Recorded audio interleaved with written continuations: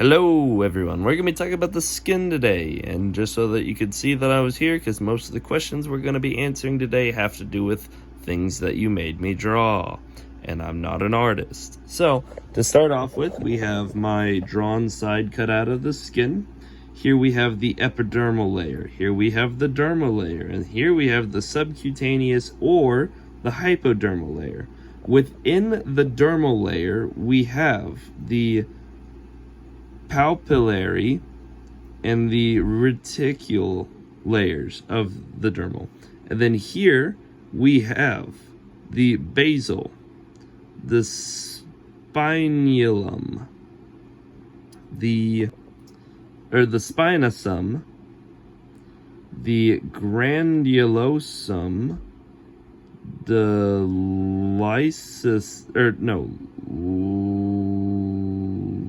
lucidum, and then the corinium.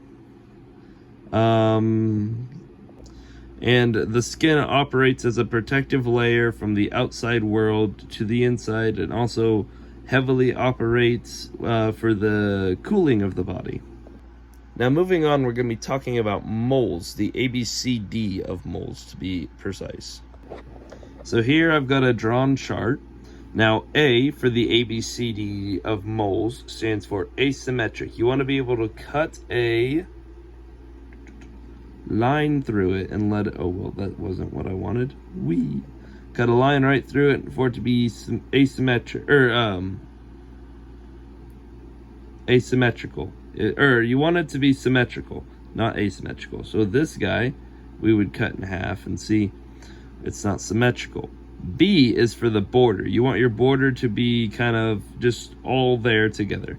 So this guy, he's all together. He doesn't have any shoot-offs or anything like that. Now the border on this one, as you can see, has been drawn to just be all over hell and back. Now C stands for color. The color is uniform on this one. Here we have some splotting of a different color as well as some white, which could be indicative of mesothelioma.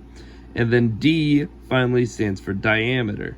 You don't want the diameter to be any bigger than the end of a pencil. Now this one is, it's still large, but it's fine. This one here though is clearly too large to be safe and should be checked out. And so a fun story before we get into burns. Burns is the final section of this video. I have a lot of experience with burns, actually. I've been set on fire 4 times in my life, and I've only been on this earth for 19 years. So I have had my fair share with burns, and so we're going to get into the different degrees of burns. So a first degree burn usually only leaves a little bit of redness on the epidermis, just like right here on my hand. I got a little bit of a first degree burn last night. Now a second degree burn is going to be blisters and probably damage through the epidermis into the dermal layer of the skin. And now your third degree burns, this is going to cause graying in the flesh. It is going to burn all the way down to the